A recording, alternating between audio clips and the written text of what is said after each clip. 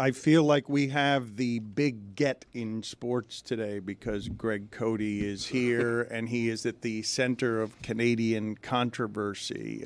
He's thrilled today because the Panthers are up 2-0, but I have a question for you, Stugotz, on how it is that jinxes work. Yeah.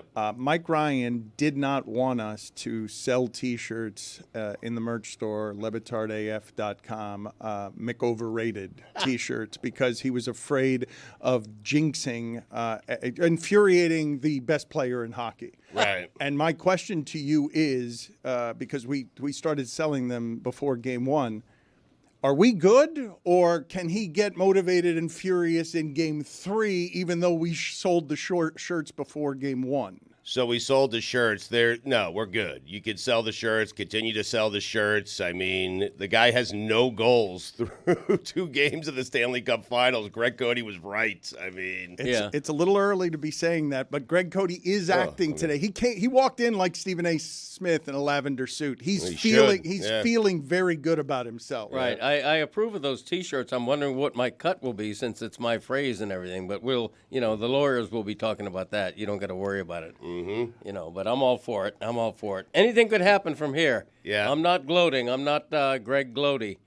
We're waiting, but right now we're feeling good that our Connor McDavid is overrated take is proving accurate, unless he wins this Stanley Cup, which it doesn't look like it right now. Did you tell Dan to lawyer up? I mean, this is an ongoing thing. I get it. It's I would think that a phrase that I create would be my intellectual property, but before I can call up my merch store and say, hey, we got to get this T-shirt out, it's already on the Batard and Friends network or whatever it's called. So it's fine. The argument can be made. I mean, you didn't even do it on this show, so they can't even say you did it on this show. They own it. You did it in the newspaper. Yeah, that's fair. I would have the Miami Herald lawyer call Meadowlark and complain, except that I think in the cutbacks the Herald no longer has a lawyer. That may or may not be true. Just a cheap shot. Somebody's writing in here, Billy is on a roll on his Twitter account, giving everyone the first-rate hockey coverage everyone deserves. At first, I thought he was doing his routine of copying Roy's account, but nope, he's just providing great insight. He should be 1B as Meadowlark hockey correspondent, obviously with Roy being number 1. Huh. I'm not here to step on any toes. I'm just, talking puck. That's what we do. Yep. I knew that you and Tony would get involved as soon as Rodriguez started scoring goals. Well, he's been here the whole season, man. I know, Us but Ice Cats fans know that. No, but it took Not them new to this party. It took them being up 2-0 and Rodriguez scoring 3 goals for Billy to wander over and be like, I want to partake in the analysis. No, falsehoods. I was covering that game before Rodriguez even stepped foot on the ice, or skate on the ice, if you will. Here's the funny thing about Rodriguez being the hero. There was chatter on social media about, Cuban Miami going to bang pots and pans because Rodriguez is the star of the Panthers. His surname is Portuguese. He doesn't speak Spanish. And as he said after the game, I guess I got to get at that and start learning it, but that's not my priority now. So it's funny. He was just, you could tell they asked him about it, his heritage. He's just like, yeah, my dad's Portuguese. I don't speak Spanish. It's nice to be embraced. He was just like, kind of like, thanks. Name works for me. I think it's important, though, that's not his priority at this very moment. It is. Right now, the priority is bring home The Lord cup. Stanley, and then we'll get to Spanish. Exactly. I think his priority, like Larinaga when he got to town and put the Enye over his N, I think Rodriguez's priority should be to get that S changed to a Z immediately. Well, Larinaga's priority should be winning again, or he's going to be out of town real quick.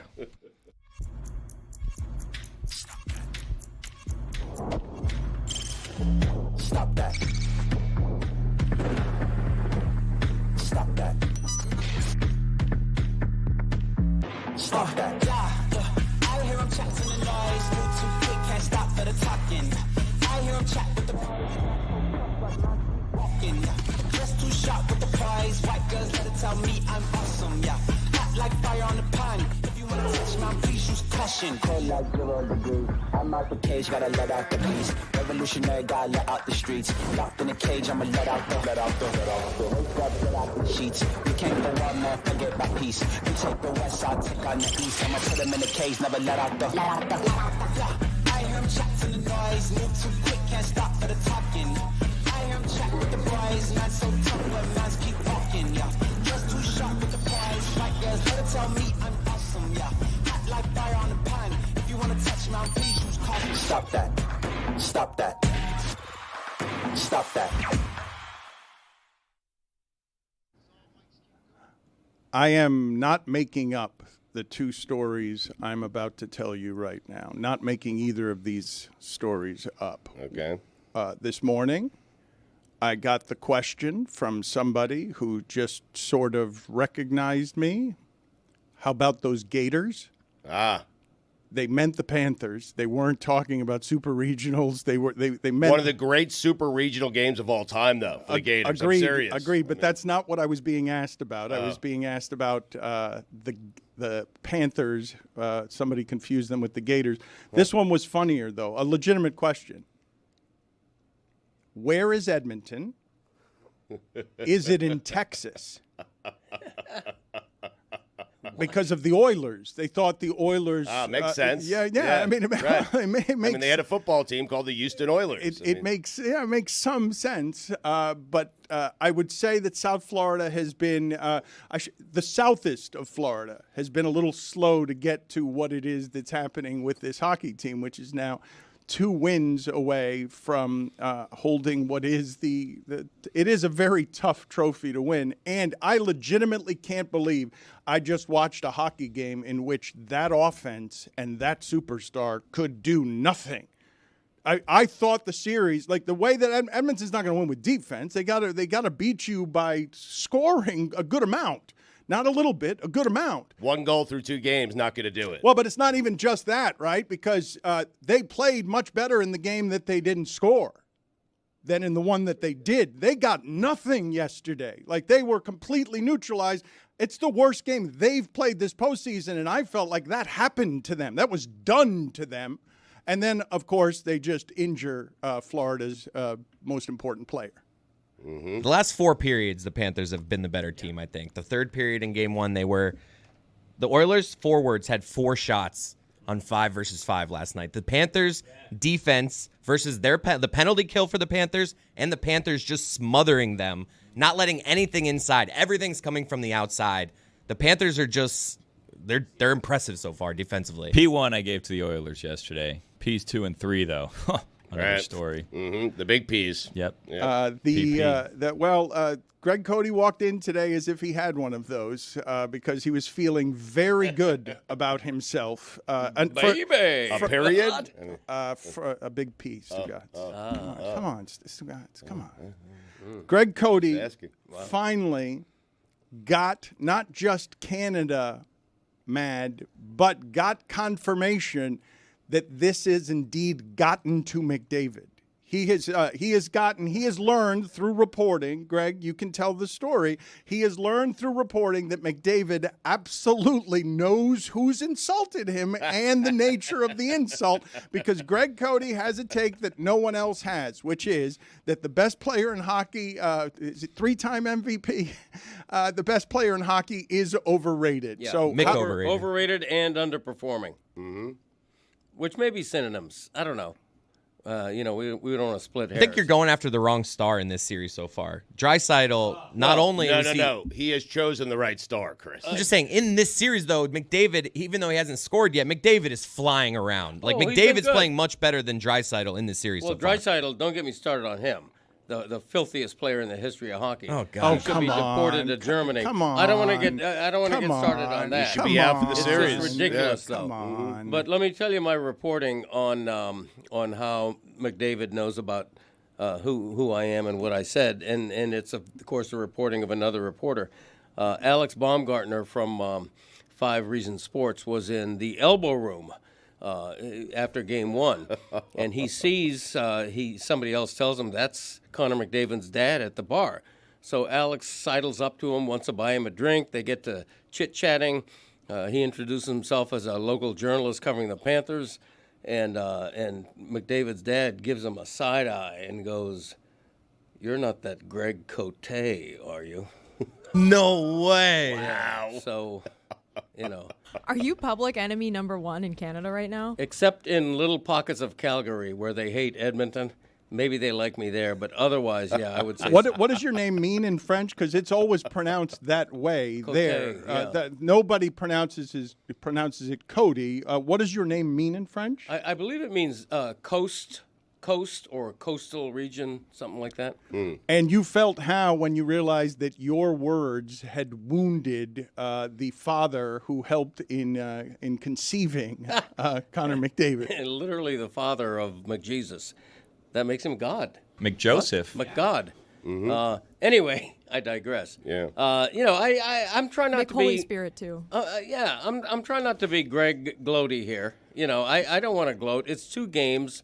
McDavid could spin a hat trick in Game 3 and everything changes. But for now, I stand by what I said about him being McOverrated, simply because for all his numbers, for all his stats, 9 seasons without a Stanley Cup, and based on a 2-0 deficit, looks like it might complete that run and still make him cupless. I just want to know, though, in the last 2 games, how many times, just alone in your thoughts, you've just had the thought of, holy shit, he's good. Oh, I have, for sure. But I Right. knew that. The one thing Not his point. The Yeah. one thing I knew about him is his speed, and his speed is something. He gets open shots based solely on speed, and the other thing he's got is that spin move where he's going in one direction and he turns around. I don't know what the hockey experts call that move, but it's unlike many do with such perfection. So I get why people think he's the greatest in the game. But my point is he ain't going to be the greatest in the game, nor will he ever be unless he starts winning Stanley I Cups. legitimately did not believe that the Oilers could be made to look like that. Okay, because you're talking about just never mind the 5-on-5 stuff. You're talking about a power play that scores goals more than once out of every 3 times. Like, I just didn't think that I could watch a playoff game that involved those players and have not be afraid of the Oilers, not have them have any legitimate chances throughout the game. This did not require anything from Bobrovsky. This was the narrative before the Rangers series. That power play they have is unstoppable, and the Panthers stopped it. Like, the narrative needs to switch to the Panthers' power penalty kill is just amazing. That's the story of this series. Right. The power play hasn't been great. They scored their first power play goal last night. You're dealing with Edmonton's power penalty kill is the best in the league. Panthers is second. So you're not going to see a lot of power play goals. Let me do it this way, okay? Because Edmonton, you can hear the arena in my voice. I heard the quarter deck in your voice. and your dad's. Yeah. Edmonton had 30-plus straight penalty kills in the playoffs. But to me, the other thing that I simply can't believe it, Stugotz. When Paul Maurice gets here and they change the way that they're playing hockey because they were the best offensive team in the regular season, everyone told us that does not work in the playoffs, and you saw it. Tampa Bay strangled them and just made them look impotent. For their penalty kill to be so good that the Edmonton Oilers during the regular season would score once out of every 3 times when they have a man advantage, because you give McDavid a man advantage, and it is the unholiest thing possibly in the history of the sport that they would score 1 goal every 3 chances when they have a man advantage. To stop them 7 straight times at the most important time to make that offense look that kind of neutral, I just didn't think it was possible. I didn't think that the Panthers' best against Edmonton's best would be 0-for-7 for Edmonton. Just wouldn't have wanted it, wouldn't have wanted a situation where you're telling me that Edmonton has had 7 chances at this, because I wouldn't have thought there would be any circumstance under which Florida would kill all the penalties. It's really crazy when you think about it, because we talked to Carter Verhaeghe last week and we said, what can't you guys do? And he said, we can't commit penalties. And yet they have committed 7 penalties. That was the talk. Everyone talked about that headed into the series, and the Panthers have been great at killing the penalties. And Bob, Dan, I know he didn't need to be great last night, but he's been great. And I am laughing out loud that the conversation has gone from let's bench him 2 years ago for Spencer Knight to Sean McDonough saying, wow, Bob, 2 wins away from the Hall of Fame. They did bench him. They did. It wasn't, as we said yesterday, it wasn't us benching him. The Panthers benched him. Mm-hmm. Right. Last night, Mikkola almost gets an own goal. And then on the and then Bob almost gets an assist from the almost own goal. Mikkola never scores. Oh, just what a team. What a time. Okay, the barn was rocking last night, Dan. sure. Well, I saw that Barstool said that there were some empty seats there. I saw That's it. ridiculous. I don't know about that. I that didn't see true? any. No, I it's- didn't see well, any. it's true Boston that Barstool haters. said it. It's not true that there were empty seats. Empty seats in the press box? Because you know who's to blame.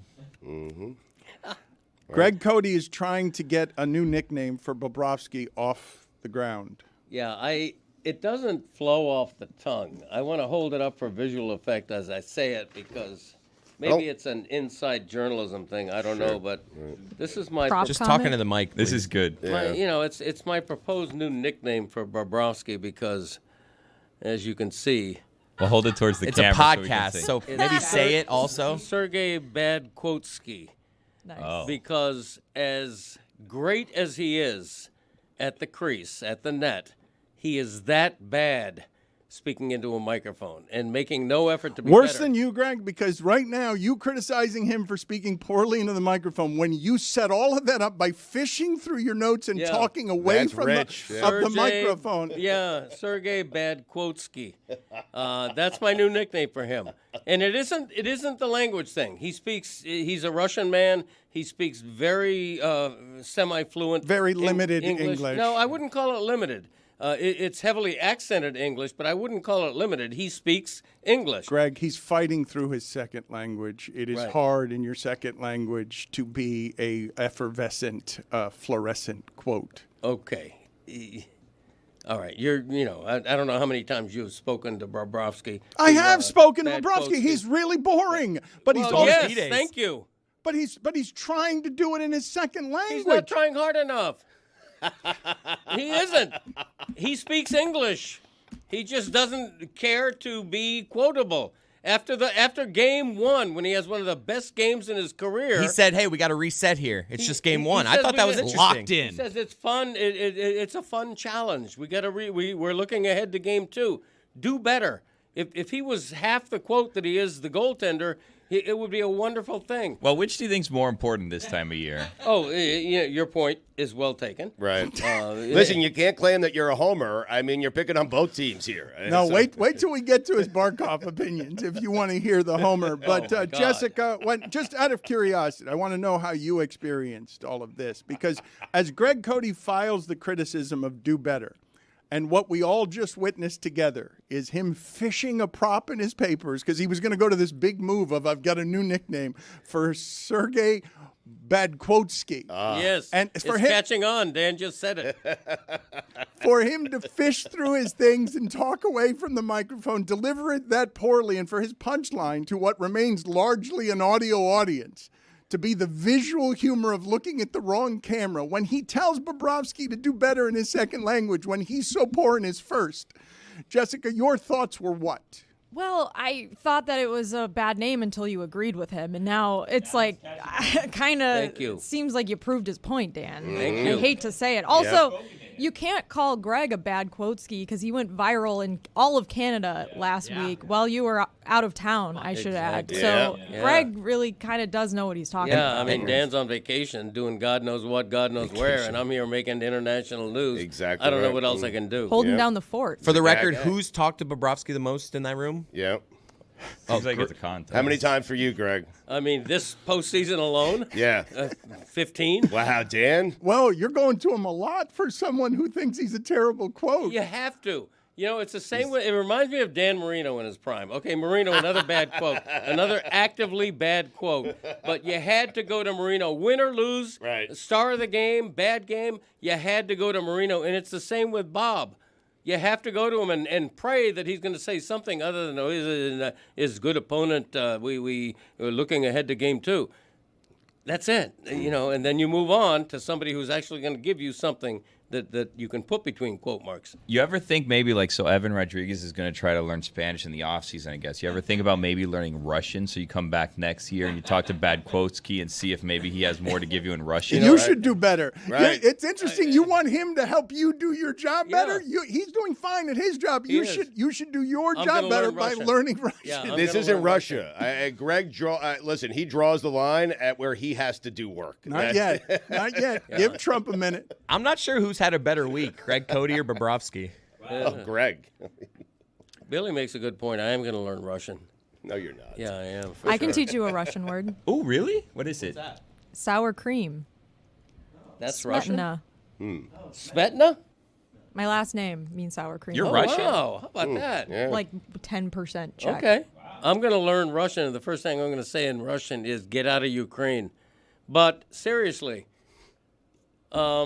Oh, you had nothing after that, huh? I you mean, thought, you thought we would laugh, we'd move on, you put- think that was- cackle. That's interesting. You put the pause there the way Seinfeld does in a routine for I the think, laughter, yeah. like, and the symbol for boron, and then he just waits for laughter. No, they all You do did that. it your way, but you had nothing after that. Yeah, You just had the Carson. Ukraine joke. You Right. saw stares, blank stares, Right. and you waited for the laugh, and you got nothing. I thought that was plenty. I thought that was probably too much on the subject. yeah, Yeah. yeah, Okay. probably was. Well, it's your show. Move on from it.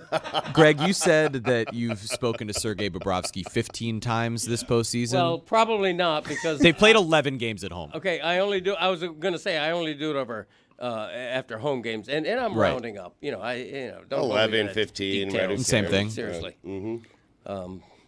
18. They played 18 games in the postseason, right? Yeah. 19, something like that. I don't deal in details. I deal in. It's not a big mathematician. pictures. When it gets that high, right? reported, I mean, you exactly, talk to him yeah. all the time. He's your friend. Zagak. Bad Quotski. It's not bad. I like that he printed it out on a piece of paper. I though. Like know. he had this bit planned. I did. I wasted a piece You'd of have notebook no paper. proof that it was planned from the way that it was delivered. It was planned Zero. this morning. It was planned this morning after 3 hours sleep. You got to give me a break. I have a question. So full disclosure, I watched the Fever Sun game last night, and then I went to bed at like 9 o'clock. So I did not watch any, but I was keeping up following Billy's tweets because he was keeping everyone informed via Twitter on what was going on. What is this clip that we have been replaying all morning at this chokehold that I'm watching right here? Well, let's get into this in a second because I want to get into this. I want to get into the dirty play. I want to get into Greg Cote's homerism. But first, I don't want to just skip past Connor McDavid's father at the Elbo Room. It's great. At the Elbo Room. I've explained this to the audience before. The Elbo Room is dirty Fort Lauderdale from the dirtiest times in Fort Lauderdale. Back when spring break was banned, the amount of awful that has happened in that place per square foot is dirtier than anywhere else in the region of Fort Lauderdale throughout the history of Fort Lauderdale. Yeah. It is a concrete slab of people do bad things in and around the Elbo Room. All you need to know about the Elbow Room is that that's where Buffalo Bills fans go when they come to town. Yeah, but once you start your night at the Elbo Room, everything after that, bad. You make bad decisions after you spend an hour at the Elbo Room. That's the place my parents warned me of going when I was like a high school kid going Yes. out in Fort Lauderdale. It was like, as long as you don't go to the Elbow Room. I will explain to those who do not know that the Elbow Room has not changed in 70 years and hasn't been cleaned all that often in those 70 years. Like bad stuff happens in and around the Elbow Room. So for Connor McDavid to be, for his father to be there in tourist Fort Lauderdale and someone to offer to buy him a drink and for him to know that Greg Cote has called his son overrated, the only person in North America willing to stake that claim, must be a career highlight to Greg Cote, who was feeling so good upon entry in here today. I'm not making this part up. He told me again after all these years, I could defend that column I wrote about trading Dan Marino to keep Scott Mitchell. Yeah. This is the time to do it. That was, yes, but I'm yes. saying today he came in here, probably the most Redemption. famous sports column ever written in South Florida. He came in here saying, no, I can still defend that. It's a defendable column. Oh, it is 100%, and will be until Connor McDavid starts winning Stanley Cups. That's plural. Stanley Cups. Otherwise, I would rather have Barkov as my centerman than McDavid. Barkov is a two-way player. He's the Selke Award winner. He plays 200 feet of ice. Plays on the penalty kill. McDavid does not, and McDavid was a defensive liability, particularly in Game 1. So unless McDavid is scoring and scoring and assisting, if he's having a quiet game offensively, he's a net negative on the ice. Stugotz, one of the things that I was saying in just really being stunned that anyone could do that to Edmonton offensively, they're playing McDavid a ton of minutes. Yeah. It's not. They're not even being reasonable about how they're using him. I mean, more than his normal 7 to 8 minutes per game. This is going to get really scary if Barkov has to miss, though. Oh, my God. I don't know if we want to get to that yet, but It gets scary because it goes to Edmonton, so you're just scared. it's in scary general. regardless. But Right. if we don't have Yes. Barkov, holy shit. Yeah. Can we give that reporter some credit to be at the Elbow Room, to go up to Connor McDavid's dad, to get, to ask the question that needed to be asked, because no one else did it. That is a great job. He by wasn't the guy. asking him a question. He was just offering to buy him a drink. Well, But he I mean, got to expense that whole night because he got something newsworthy out of it, right? I'm pretty sure Cody's going to expense it. I'm pretty sure Cody's going to expense it for getting the little bit of content that he got out Yeah. of Do it. we know if I that already sold him exchange? $20. Do we know if that exchange was on the record? I mean, I don't know how drunk McDavid's dad was. I Right. So suspect it wasn't on the record. We don't know if it was on Did the the record. 5 reasons guy say you could tell this? Hell no. Nor did I ask him. Right. His fault for telling you. Yeah, why is he talking to a It's reporter? not off the record unless you say it's off the Right, record. exactly. It's assumed that it's on the record. Since when is it off the record? A guy saying, "You're not Greg Cote, are you?" What is that? An incendiary quote? Yeah. The powder keg quote? Whatever is said at the Elbow Room doesn't matter. It's on the record. Right. And by Yes, the way, right. the Elbow Room. It's the Elbow Room. I mean, Yes. I think it should be off the record. I think anything said at Oh, the that's Elbow funny Room. coming from you, Dan. Everything's on the record with you. Even the off the record things that we tell you that are not for air become content Ain't in that the meeting. truth? Not Ain't at the that Elbow the Room. truth? No one can claim here that they've ever said to me anything at the Elbow Room that has ended up on the record. The Elbow Room is a sacred place. What happens at the Elbow Room stays at the Elbow Really? Room. No, Yes. apparently not. Really? And you need to get permission on all of that. I couldn't believe that as you delivered that story, it was your son hearing it for the very first time. I can't believe that you saved that exclusively for our air. Well, I just heard it last night, and I hadn't seen Christopher until this morning. So it's not like I'm calling him at 2:30 a.m. when I get home to share that anecdote, So, but in to your point, I should have saved it for the Greg Cote Show podcast. And, A tearjerker this week, the Greg Cote Show featuring Greg Cote. There were some tears, as Greg is prone to do when he talks about his own father, not his kids, but his father. Yeah, with Fine. yeah, no, it was. We had a good show. I talked about my dad, which choked me up a couple of times, if I'm being truthful. Christopher talked about me in a way that was more heartfelt on the air than I've ever heard him. I emoted. Graceland sang a song about her father, which was adorable, but went on too long. And note to Yeti. I think we cut edit it down, further. didn't we? The Yeah, but 6-year-old needed some editing. It's still a little long. Nobody wants to hear 2.5 minutes of a 6-year-old repeating herself. Put it on the But it poll. was adorable. Juju, put it on the poll. Does anyone want to hear 2.5 minutes of a 6-year-old repeating herself? It was my daughter freestyling about me. She was. It was great. Tighten it up, though. Tighten it up. It's absolutely right. Yeah, it should have been, but that's okay.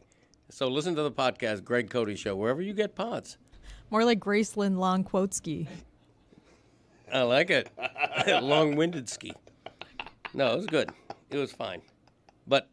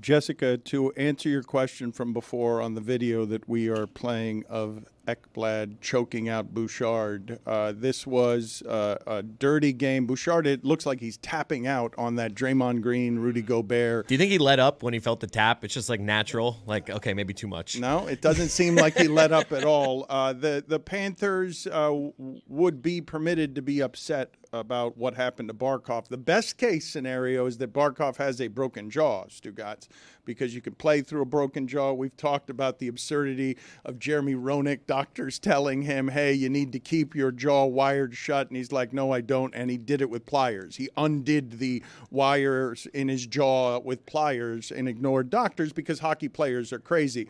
But they'll keep him out if he has a concussion. And the hit on Barkov, a lot of people are saying is dirty. It obviously is a dirty hit. It should be penalized. It was penalized. But I don't believe that it should be suspension. And I don't know what's going to happen there. But if Barkov is indeed out, we'll get an update today. It is, as Chris said, terrifying. It's the injury they could least afford to have because you hurt. I mean, Kachuk it can be neutralized in this series.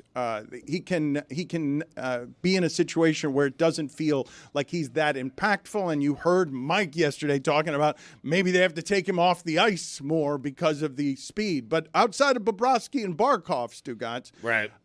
Those are their guys. They're middle of everything they do defensively. They're why it is that Edmonton would end up looking like that in that game. And him getting hurt, Greg, I'd like to get your thoughts because you were unhinged coming in here.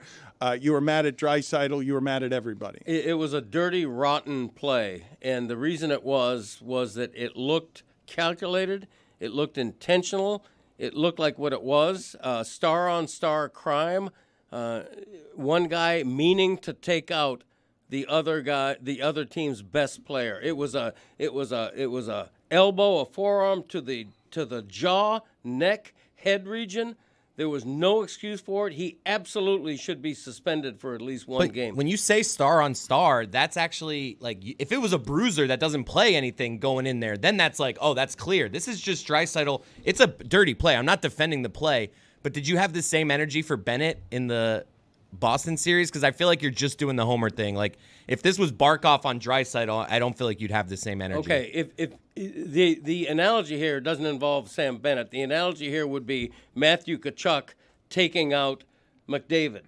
I mean, this is you have to protect, and I'm talking about referees here. You have to protect the star players, just like the NFL protects quarterbacks. When you go at Barkov, the best player on the Panthers, unquestionably, with a penalty with a hit like that, that is a heinous hockey crime. And he should be suspended. But that's one of their best players. Like if they were just going to be thuggery, it's not a goon, they right? wouldn't pick him. Like that. You're saying it's star on star, making that seem like that it should be more penalized. Like star on star, it's like two guys going at each other. I don't think. Look, it's not Chris Knobloch during a break saying, "Hey, go after Barkov." It's desperation driving Draisaitl to do what he did. It's pure desperation. He knows that they're not okay. Through two games, they know they're not going to beat the Panthers 5-on-5 or straight up. The only way they're going to beat the Panthers is by doing what they did, which is by taking out Florida's best player, the two-way forward defenseman who's been neutralizing McDavid so far. Let me explain just to the audience, if you don't care about some of what it is that's happening here in terms of how good Barkov is. When you have Wayne Gretzky, Stugotz, who usually doesn't say a whole lot of interesting things. Wayne Gretzky for a long time has been on these broadcasts just because he's Wayne Gretzky, and it's rare, that Tom Brady and Wayne Gretzky are analyzing games. There are very few guys who say anything interesting. I mean, that's what I've concluded but here. Gretzky is there. Well, Gretzky is there to be Gretzky. But when he's saying, it's not just anybody saying it. When he's saying that Barkov is the best defensive player he's seen since Brian Trottier, going back to his old 70s, 80s hockey. Decades ago. Yeah. It is a high compliment. It's among the highest compliments you can get coming from that guy. But what happened with Barkov, because you're saying it's dirty and the Panthers play like that. You're playing the result on the injury. You wouldn't have cared about that hit at all if it hadn't resulted in an injury. You wouldn't be calling for a suspension if it hadn't resulted in injury, because you shouldn't be leaving your feet like that to go with an elbow or a forearm. You shouldn't launch yourself at someone's head, Dan. Agreed, but Right. you see that. I mean, the Panthers play like that. Like the Panthers. Well, hockey's played like That's that. what I'm at saying, times, like- But the right? Panthers, everyone in the sport hates the Panthers because they play like that. Okay, but you have to play the result, okay? If you shoot me and you kill me, that's a worse crime than if you give me a flesh wound. In this case, if Barkov is not injured, of course there isn't the outrage. But it's still a dirty play. But is it the act? No, wait a minute. You don't go to somebody's neck, jaw, head region with a forearm. Agreed. You don't. I'm responding to your response, though, because you are protectively running to the aid of Barkov there, and I'm talking about you penalize the action, correct? Or you penalize the result of the action? I think you take both into account. I do. If I'm reviewing this for the league, I take into account the action itself, which to me is worthy of a suspension. But I also take into account that this seemed like a calculated play intended to do what it did, which likely it could change the entire series, this play. You're saying it was intentional. You're saying someone ordered a code red, essentially. I'm saying it look, I can't prove that it was intentional. Right. I'm saying it looked like that to me. It looked calculated. It wasn't done against a third line player. I understand. It was done against Barkov. I understand that, but Dan is asking, Chris is asking, if the roles are reversed, are you that passionate if it's a Panther guy doing it to an Oiler? I would say you don't forearm somebody in the. Are you in the calling neck for jaw. suspension? Yes, he already did that. No, he's saying if it was reversed, would he call for the suspension? Yes. Is the series still 2-0 Panthers or is it 2-0 Oilers? Because then there's the intention. understand, What right. he's arguing is the Yes. intention is that he lost his Look, cool and he I'm went not- after him. I'm not even saying you're wrong, Greg. I think he should be suspended for a game. I would be okay with the league saying if Barkov can't play, Draisaitl suspended. Yeah. If Barkov can play, Draisaitl can play. Eye for an eye. Yeah. So do you bench Barkov so Draisaitl doesn't play? No. You say he's hurt. That is honestly an interesting because Draisaitl's their second best player. That's what I'm but saying. Barkov is And that I- So important. announce it early. Barkov Announce it is right that now. important to stopping McDavid that I would. That's funny. I would keep the Draisaitl. way you guys are doing that is both funny and it's the way that should be, because I wouldn't suspend any of that, but you can't reward Draisaitl for that by knocking out Barkov. Right. Like, that can't end up in a net positive for Edmonton. No Barkov, and he still gets to play? I mean- Draisaitl, you're Look at- suspended for as long as Right. Barkov is out. Against my dad's point, that's why they usually send a bruiser out there, someone they don't give a shit if they get suspended. That's why the fact that it's Draisaitl is less of a reason for me that he should be suspended. He's the last guy or the second to last guy you would choose. You would order a code red. all that proves is that this didn't come from the bench. Hey, let's target Barkov. This came from Draisaitl. And you know, Badkowski gets all the attention for the Panthers when he's doing great, but Barkov is their star player. He's their McDavid, unequivocally. And the way that they took him out of the game, possibly for at least a game or two, it's potentially going to change this series, and it's a hockey crime, and he should be suspended. Look, I'm not trying to start nothing here, but I don't know, man. That looked shady to me. Code red, like in A Few Good Men. I'm just saying, like, what's that play right there? I didn't like that. And you go at what? Their best player? I don't like that. Code red. Was that your limited fake or not limited enough fake, Brian Scalabrine? Yeah, that's exactly right. Scal. I have in front of me a quote from Paul Maurice.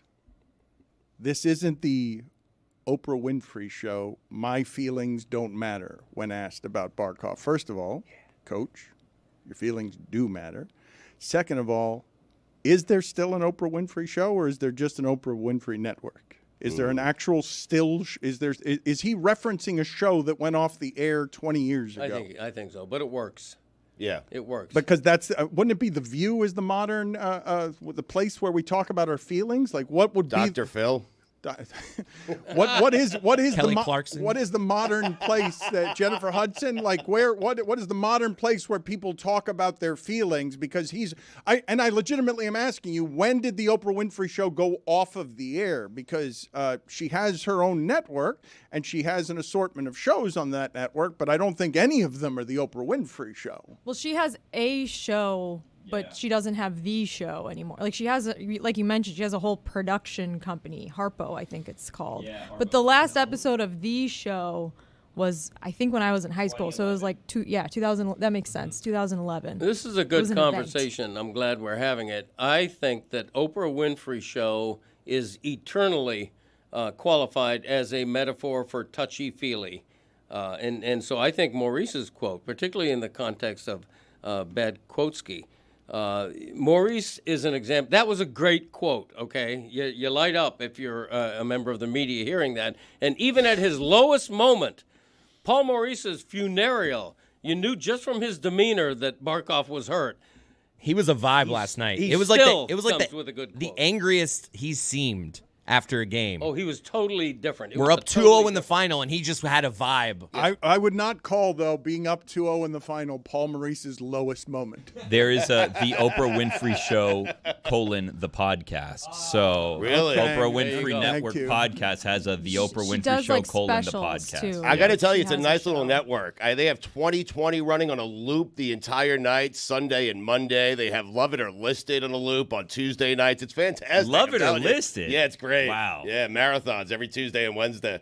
I mean, The empire she has built. You should just read what she's doing in Hawaii, how it is that the road to Hana is like blocked off because of where she's putting her stuff. Her and Zuckerberg are just buying giant plots of land in Hawaii so that when the apocalypse comes, they can hide in their bunkers. they're good. Yeah. She made Dr. Phil, right? Yes. Of course. Yes. Makes everyone. I mean, My guess is that she has some regret about that one. What about Dr. Oz? Was that an Oprah thing too? She made a whole lot of people. My God, her tree. I mean, Gayle King. She has a medical school, I think. She's had a big and amazing life, but I do think that the quote that made Greg Cote light up is from a TV show he's referencing that has now been defunct for 14 years. Yeah.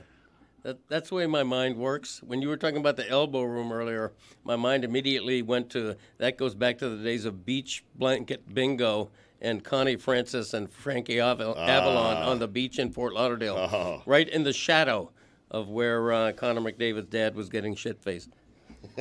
Allegedly. Shit-faced? Yeah. Allegedly. I wasn't there. I wasn't there. Greg Cote, at every opportunity, is dying to make a Frankie Avalon in Fort Lauderdale reference. Yeah, right.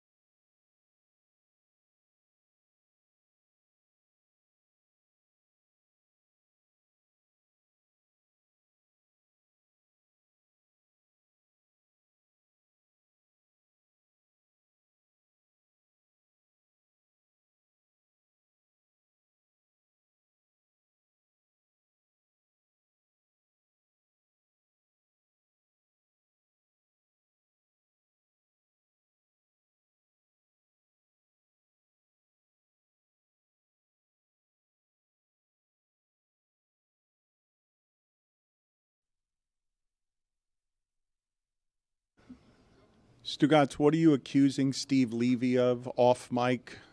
Falling asleep on the sun. I mean, did you see On the sun? I mean, right around the sun, in the sun. Like, go inside, man. It's hot here in Miami. In the summertime. It's even hotter out in the Everglades at Sunrise where he is.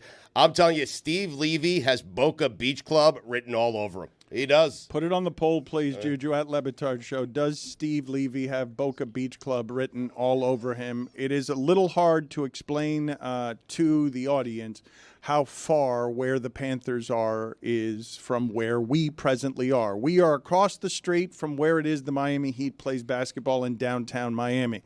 If you head northwest, it's about as far northwest as Stugotz's house is northeast, okay? Yeah. Mm-hmm. It is to see Ariana Grande and Charles Barkley near Sawgrass Mills Mall. Crazy. It's a strange sight to see given what this arena is in the Everglades. Yes. It is simply in the Everglades. It's marshland. I live out west as well. Once you get to that arena, you still have 35 minutes to go before you get to my house.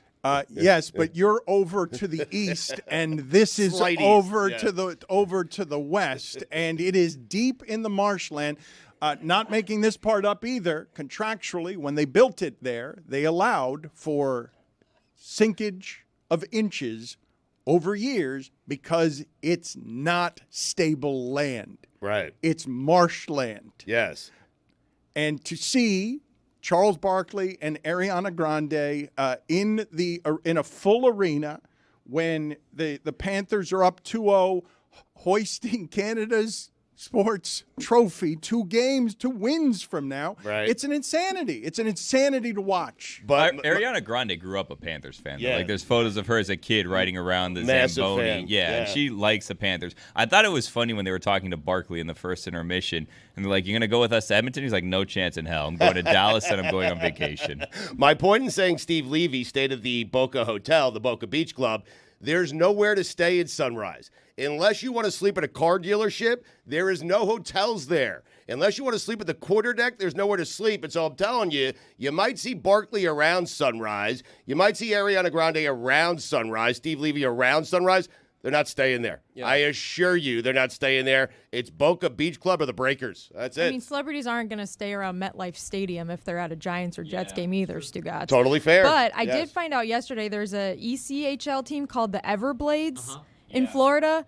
What a missed opportunity. Well, the Panthers, they need to buy that name from the Everblades and make it the official name of the NHL team, because that is just a phenomenal name Is for that a the team that team- plays in the Everglades. Are they the ones that play in that random stadium in the middle of what is it? It's The one in they Lee, take? Lee County. Yeah, that you go east to west, Alligator Alley, and then there's just a random arena that pops up out of nowhere. Isn't that what Paul Maurice was saying the other day when he started his press conference and congratulated his son on winning? That's the team. Look at this logo. His son is the play-by-play broadcaster Yeah, for that's, them. that's an affiliate of the Panthers. And they've won the cup for the 3rd consecutive season. That's a cool logo. It's so much cooler than great. the Panthers. No offense. No, it is better. Who are you offending? I don't. Whoever. Roy. Probably you. Yeah, Roy definitely Probably a offended. couple of you. Yeah. Maybe Greg. I don't know. I would much rather have Panthers than Everblades. What an awkward play on words, Everblades. But to Dan's point, quote ski. I'll tell you. No one even knows where the Panthers play, Greg. That's the point, is that this is very regional to the Everglades region. Everyone knows the Florida Everblades. That's It feels the like a team. minor league name, though. Yeah, Everblades. It's a And little, minor league teams are more fun. They have better names. That's what I'm saying. Well, they have weirder names. I'll give them that. But Panthers is a classic, and the Panther is indigenous to this area. It's at one time it was a rarity. It was endangered, but this is how close the arena is to the Everglades. Panthers fans show up on airboats. They come right into. That's true. Go sit in the They penalty come box. right into the Take your parking lot asthma inhaler. Take your asthma 2 minutes inhaler. for taking it too far. Just 2 minutes. Find whatever the don't know penalty what should be. Just airboats get are. out of here. It's not that they don't know what airboats are. It's that you've got to finish the joke. You can't be so amused by yourself, okay? You can't have that kind of confidence after the Ukraine joke. You just can't. Got a minor penalty, 2 minutes for ruining comedy. He's on medicine. He's had 3 hours of sleep. He's fossilized. He's ancient, and he's on a great deal of medicine. He came in here apologizing today because he said he's not going to be any good. He owns hockey. I mean, the man is having a moment. Let him have a moment. But was the joke just that they're close? It was to a terrible Everblades, joke. So they It was take airboats, but there's no Yeah. okay. There's no secondary pun involved, right? It's Nothing, just yes. okay. It's just a shitty The joke. visual of a dock and the airboats pulling Look, up. let- And We didn't let it play out. Let me We explain didn't. to you guys He what deserves is better. happening with Greg Cote late in his career, okay? He believes he has arrived at full-fledged stardom, and his general demeanor is how Stephen A. walks into the arena. His demeanor, it's all gone to his head. He loves that he stirs up Canada by watching 2 Oilers games in 40 years and calling the best player in hockey overrated. And I love it too.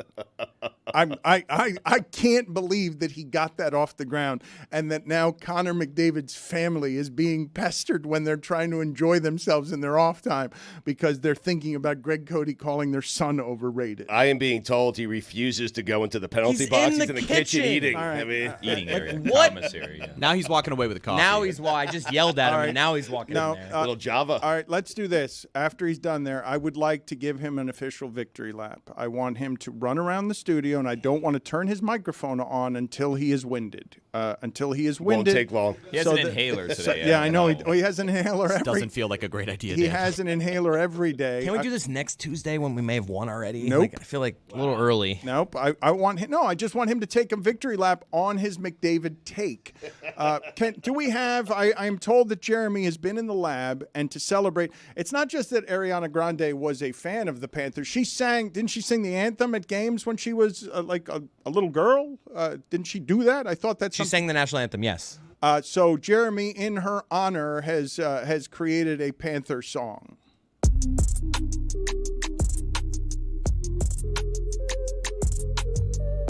You know what we bout to play.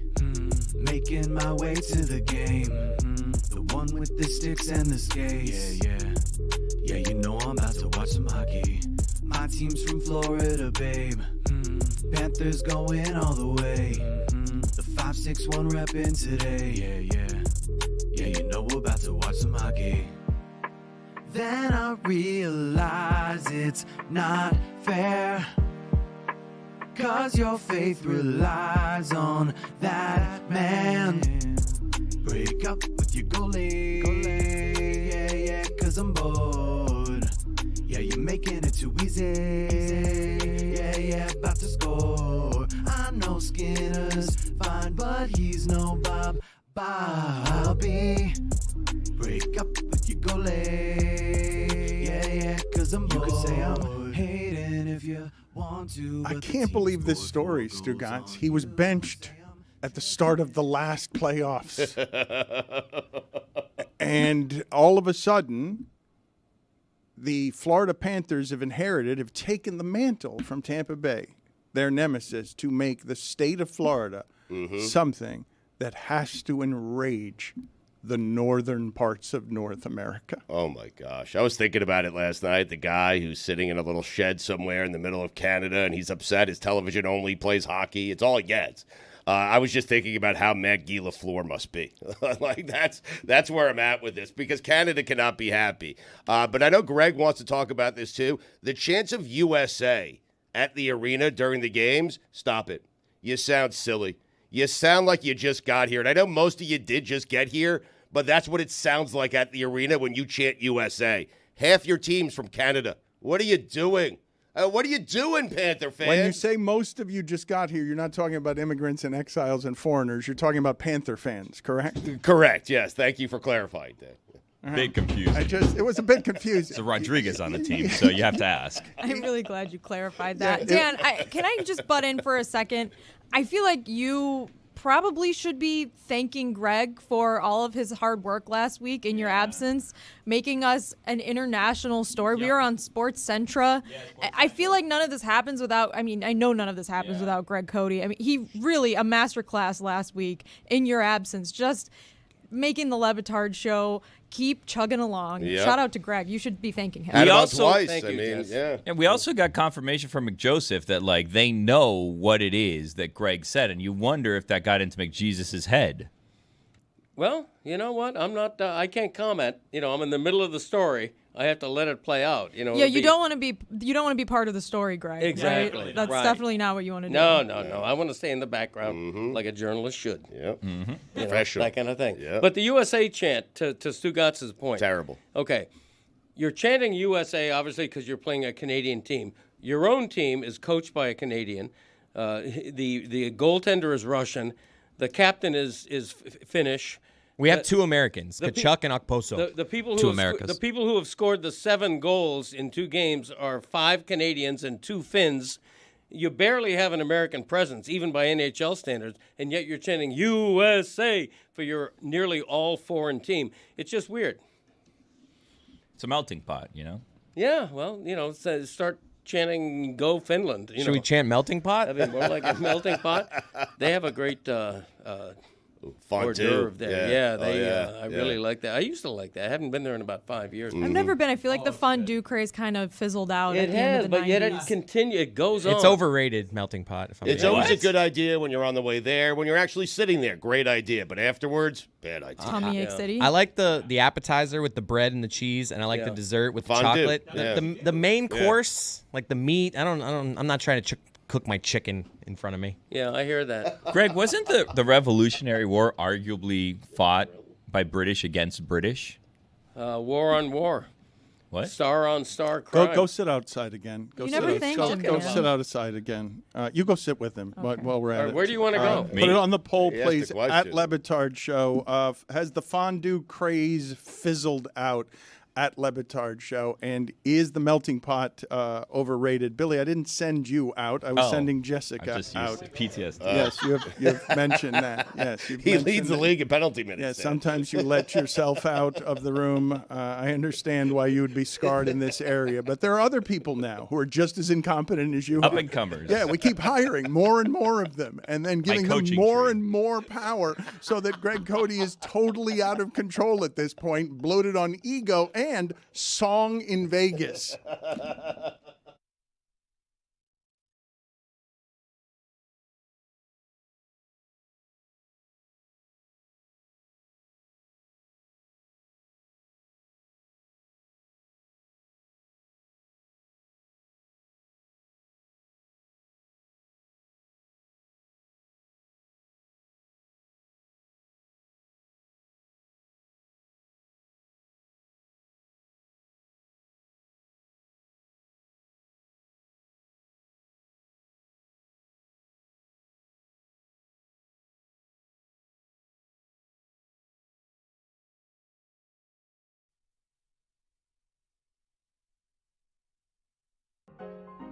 And now, it is time to take a trip down memory lane.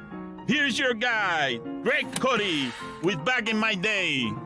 All right, here we go. Briefcases. Where did they go?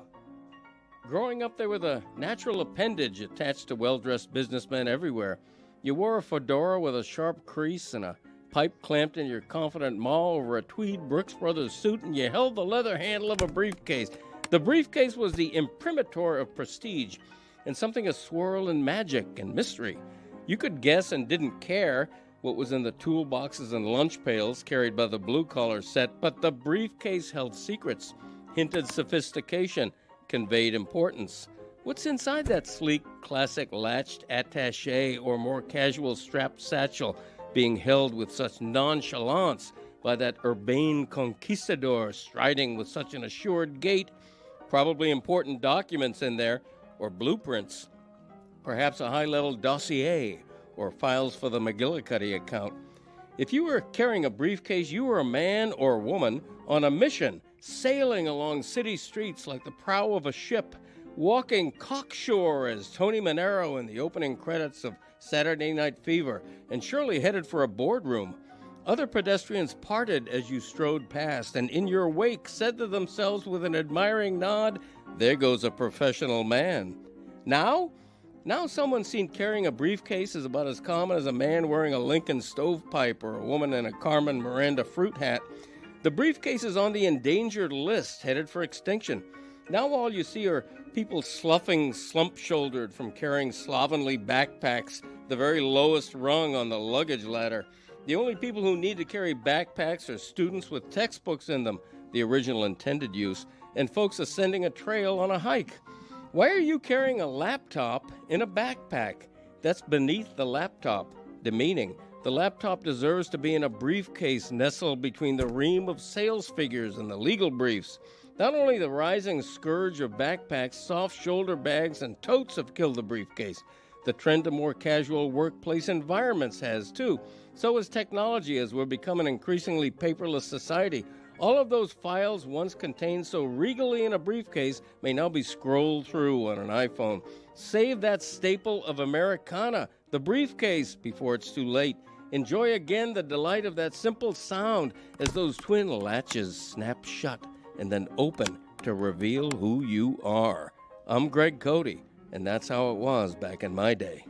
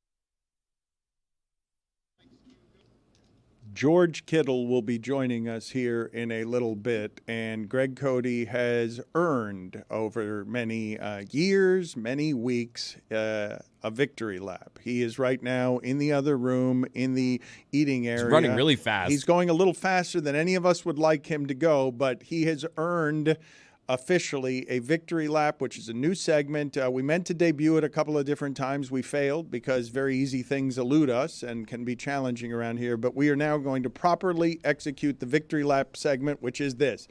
At some point here shortly, we will go to Greg Cote, and he will have the floor for 1 minute. Hopefully quickly, because he's to talk about all the things he's been right about lately. Because I'm already worried. He's been a big winner. Jessica has continually tossed him bouquets of flower here to celebrate all the things that Greg Cote has been. He's really not just carried us over the last week. He's carried us for months, and I dare say years. His Tuesdays are the happiest thing around here. Also carried us into the television market in Oregon. Yep. By the way. Really did. From Oregon to Ontario. He had a big week. He did. And he's had a big late career blossom, because the Greg Cote Show featuring Greg Cote has become a big success, and people they just like him.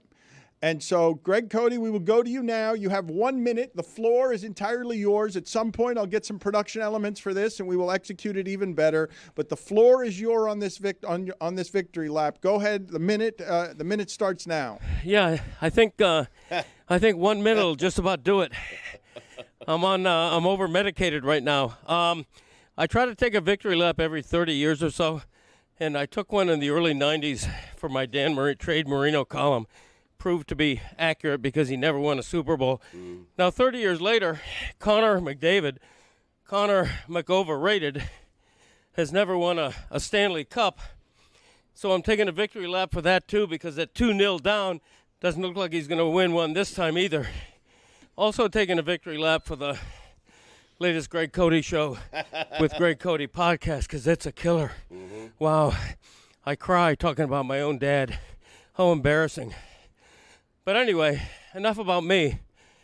I'm going to schedule another victory lap for about 30 years when I'm turning 100.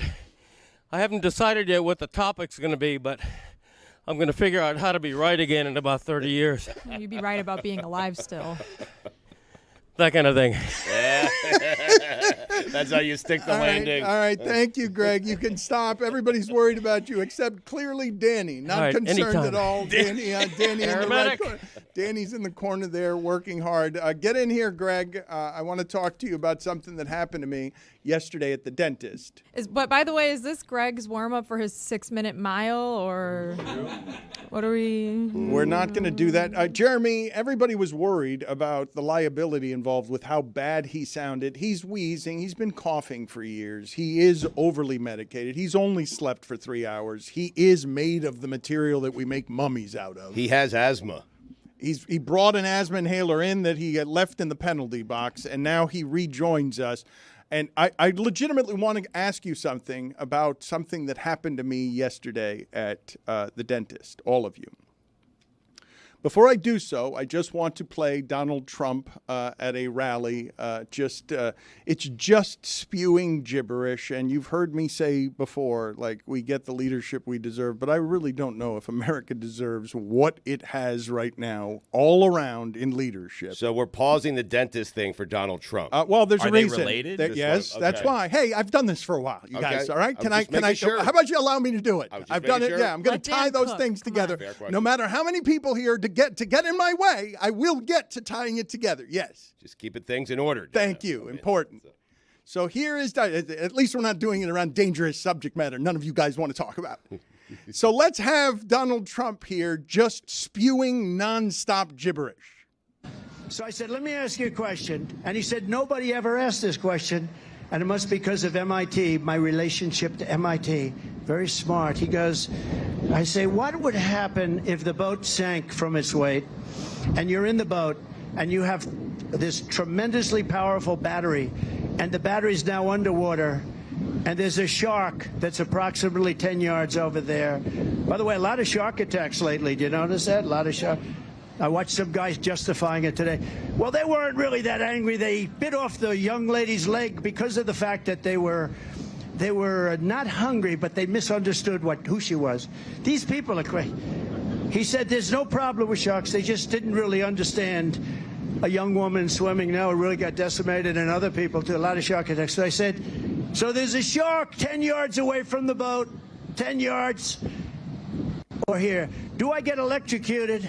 If the boat is sinking, water goes over the battery, the boat is sinking. Do I stay on top of the boat and get electrocuted? Or do I jump over by the shark and not get electrocuted? Because I will tell you, he didn't know the answer. He said, nobody's ever asked me that question. I said, I think it's a good question. I think there's a lot of electric current coming through that water. But you know what I'd do if there was a shark or you get electrocuted? I'll take electrocution every single time. I'm not getting near the shark. So over the last, I don't know how many years, I have been super confused at a genuine and real loss for what is happening in America. Don't recognize how these divisions are so deep that people could be on such far sides from what I've always viewed as normalcy. I vastly underestimated all of the divisive problems that America has that have now fomented in a way that are just every day genuinely confounding to me and make me feel totally left behind, like I don't understand what's happening. I'm at the dentist yesterday. I've told you guys recently that I've discovered that the dentist can be a spa in the modern age. You got a television on the roof, you got a leg massage, and I'm going in there, and what's being done in the cleaning of my mouth is totally painless. It's like an entirely different experience with dentistry. My mouth is open, the utensils are in. My dentist says to me that JFK Jr. is not dead, neither is Lady Di or Michael Jackson. And it's within a conversation about what podcast do you listen to on the right, and you're not a Biden guy, are you? And I've got my mouth open, and the utensils are in my mouth, and I ask you guys genuinely, it's a new dentist, it's a great dentist. What do you do if you're me? Because I've been hearing for years that the way to silence me is to keep my mouth shut, but she did it while it was open because I couldn't say anything. It's a heady play. I have a question and an answer. The question is, what dentist gives leg massages? That is a great question. And the answer is, get a different dentist. It's not a personal leg massage with her hands. It is a leg massager in the chair you're sitting in. Yeah, I don't want that while I'm getting my teeth drilled. That sounds delightful. Yeah, that sounds great. Nah, but it takes the focus off the teeth. Yeah. That's what you're there for. Right. Yeah. It's vibrating. Right. You get the noise to deal with. Imagine going to get a massage and someone starts working on your teeth. Hey, good analogy. Think Perfect. about it. Yeah. I'm just picturing you like, I'm not that into politics. I don't know. Just like play it down the middle, like just kind of like. You tried to argue, right? No, did not. No, Adam McKay told the story because he did he did that Vice movie, and he has a heart attack in the gym. And as he's going under before the anesthesia, the surgeon is talking to him about, like, how could you do that? Like, it is politics on the other side, and what is he going to do? Like, what is he going to say about Dick Cheney when he needs this person to save his life? I'm asking you guys the genuine question of what it is that you do, because my response was just crazy times. Just crazy times we're living in. I think I'm just making noises like, oh, yeah, man. Oof. Yeah. Yeah, you got to diffuse it. I mean, you the last thing you want to do is get into an argument with someone. Well, he can't argue. I mean, well, even if you could, though. No, Greg, you're right. It's an unfair power dynamic. There's tools in your mouth. Like, she could really injure you. Yeah, she could. If she finds out that, you don't believe in flying saucers, she's likely to, have an accidental slip in your mouth. Those gums are going to be bleeding. Yeah. They're just words, Dan. They're just opinions. You enjoy the experience. You enjoy this dentist. I mean, you're getting a massage while they're working on your teeth. The most confrontational I got was simply by asking, what about Tupac? Is he It's a good alive or follow-up. dead? I mean, tell us the answer. Is he alive or dead? She didn't have an opinion on that. Really? That's where she drew the line, That's huh? all I care about. She just didn't have an opinion. I don't know whether she was not familiar with Tupac's work, whether the right-wing podcasts are saying anything about Tupac, whether there's any original reporting in the Tupac area. It is fair to want to find a new dentist because you do question the entire rest of the practice if they have an employee that is talking about Princess Diana's faked death. But a good dentist is a good dentist. You go to a restaurant, you have no idea what the owner thinks, you know, yeah, but where what he other leaves. health-related conspiracies are they following? That's what I mean. It doesn't ever just end at Princess Diana. There's always more. I don't know about the rest of you, but I have not talked politics with a stranger for about 8 years because I've had divisions in my own extended family, like deep divisions, relationship-breaking divisions within my own family, talking politics. I avoid it like the plague.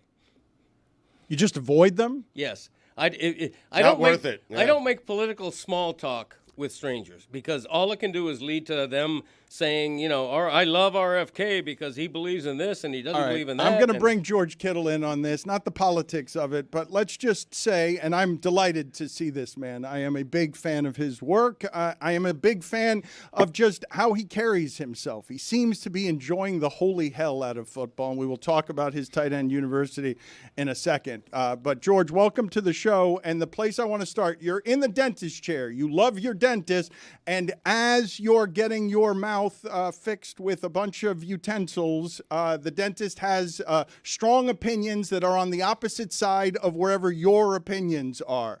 What do you do? That's about it. Okay. I'm imagining a dentist with sports opinions. Hey, Kittle, you're not a top 10 tight end in the NFL. Yeah, just don't make my gums bleed, and we're gonna have a great day. All right. Are you a flosser, George? I got those little sticks with the little floss thing in it. It's just like that makes you a flosser. That makes you a flosser. That's what I use. I think that makes you a flosser. We had a debate about this last week. When you're using the little sticks and you don't have like the endless string of floss and you pick something out of your teeth, do you run it under the sink? What do you do with like the little piece of crap that just came out of your tooth crack? Either like have like a paper towel there and wipe it off, or rinse it off under the sink. He's got all the answers. How do you feel about fondue? Cheese or chocolate? Cheese. And meats. Let's start with cheese first. You know what? Dairy crushes me, so I'm not a huge, like, I love cheese, but I don't consume it very often. Chocolate fondue, I'll crush that. How about meats? A meat fondue? Well, not a meat fondue. Going to the melting pot and cooking meat at the table, like right in front of the crew, you know? The only meat I want cooked in front of me is hibachi. That's all I need. This guy gets it. Yeah. Okay. Meat fondue. We may be onto a business idea here. Well, the melting pot, isn't the melting pot isn't that fondue? Isn't all of it fondue? Well, there's cheese fondue, there's chocolate fondue, there is no meat fondue. No, but I thought Get the meat coming out of the fountain is what I we're thought saying. all of it was fondue. I thought melting pot, I thought all the food was fondue. I've got that wrong? Yes. Okay. Fondue means melted. Okay. My bad. How about the clothes after you've had the melting pot? Is the melting pot still in play? Like you've got. Oh, it's still in play. Very much in You've play. got to set fire to your clothes, right? You can't do anything with the clothes once it smells that bad after fondue. Correct? Are you asking me? I'm not entirely sure. I'm not much of a fondue guy. It's more of I just hope like McCaffrey has a chocolate fondue at his wedding. That's kind of what I'm thinking. That's well done. That is well done. How about when you go to hibachi? You go yum yum sauce, and if so, how many yum yums? How many? What's the limit? As many as you want, George. You're the Yeah. limit. Yeah. Your imagination is the limit. Bump those numbers up, baby. How much are you looking forward to Christian's wedding, and what would you describe as the best wedding you've been to? Ooh. I'm not going to say mine, even though it was my favorite, but I'm really looking forward to Christian's wedding. It's going to be great. I've never been to Rhode Island. And I was actually thinking the other day, I was like, how many people do I actually know from Rhode Island? And I said, none. And then how many people? And then I was thinking about like the Northeast. I was like, do I know anyone from Delaware? And I know like 2 people from Delaware, maybe. That's just because I work out with them. I was like, what an interesting Northeast place up there, all those little states. Yeah. So I was thinking about that. Besides that, one of my favorite weddings I've been to Oh, goodness. I always enjoy a nice Iowa wedding. When all my teammates get married from college, they all go back to Iowa. So it gives me a reason to go, back there and see my home state. So I like those because it's a lot of beverages, a lot of really good food, some sweet corn, and incredible dancing. And then every Iowa football player's wedding I've been to, usually every guy's shirt is off halfway through the night. That tracks. Are you a fan of a DJ or of a wedding band? That's a great question. I think it depends on the vibe. Live music is fantastic, but if you want to you go up there and, put a nice DJ playlist on, I won't argue with that either. But live music is always a great time. How many people have you met from the Dakotas? The Dakotas? A handful being from Iowa. But, I've never really met, when someone says I'm from North Dakota, I'm like, wow, it's really cold up there. Yeah. How are you? Yes. Are you okay? It's remote. What are the details from your wedding you're willing to share, the details that you liked best about your wedding? My favorite thing about my wedding was we only had our bridesmaids and groomsmen plus their plus one. So it was like a 35-person wedding, and it was on my property in Nashville.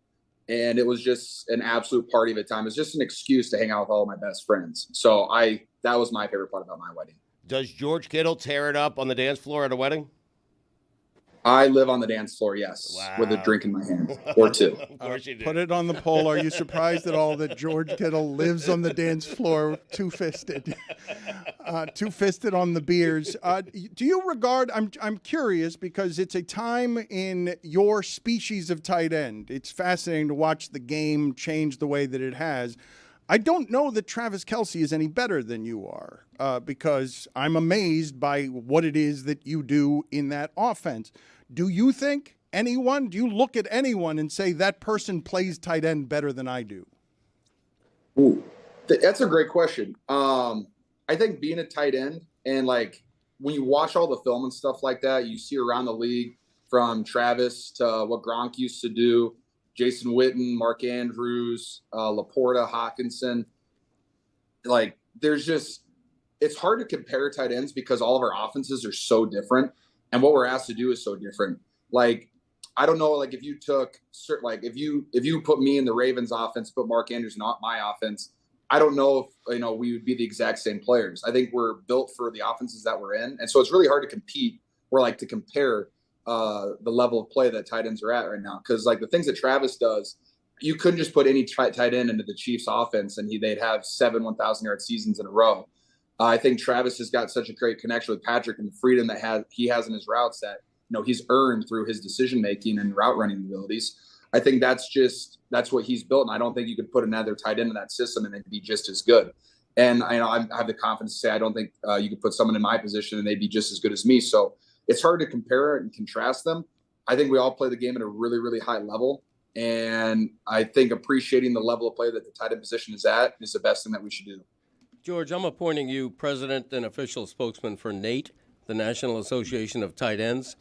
I have to ask you in all honesty, y'all are a little bit tired of Travis Kelce, right? Just all the publicity, all great. the Now that's a great question. I mean, all the that's a great question. Travis Travis that. Come on. That's enough. Speak to me.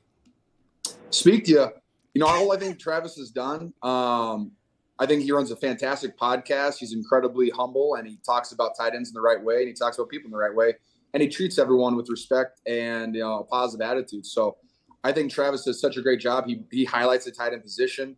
I think there's more spotlights on him because he's dating one of the most famous people in the world. And I think, there's all those media headlines that just take photos of him when he's out in the ocean and stuff like that. So you just see Travis a bunch. But, I don't think that bothers or rubs any of the tight ends the wrong way. You'd be good in those pictures, getting out of the water at the beach with the hair and stuff. You'd be better at those pictures. He's married, man. I will say. You can't get out of the beach when you're married?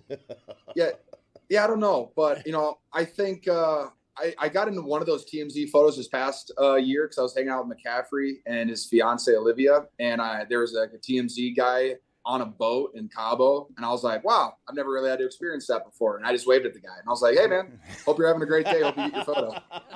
George, going back to kind of tight ends and different fits and different systems, just here amongst friends, okay? Just you and amongst friends. Yeah, and a couple just of us us. listening. No yeah, one else us. is listening. No one else is listening.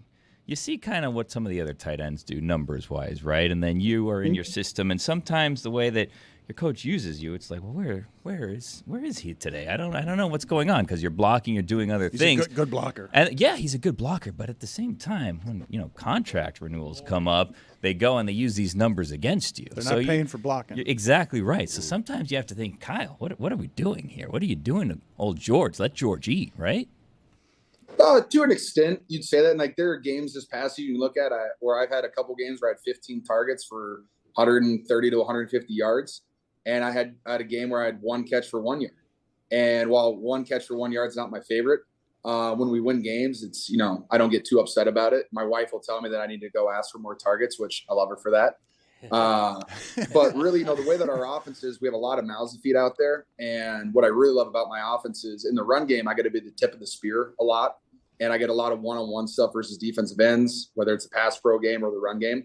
And I know that by what I put on tape consistently over the course of my career, there's not a lot of guys that could step in and be the tip of the spear like that.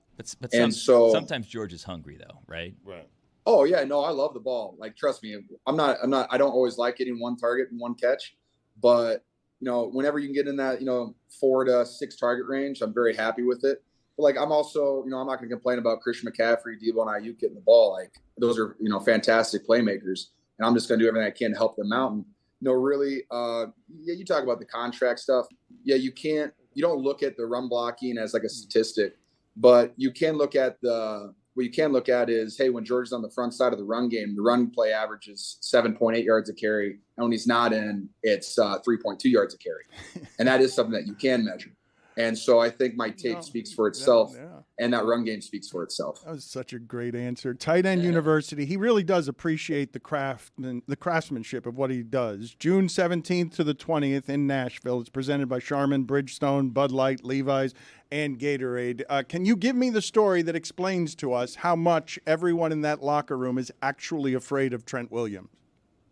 Oh, my goodness. Trent Williams. I like how you went straight from Tight End U to terrified of Trent Williams.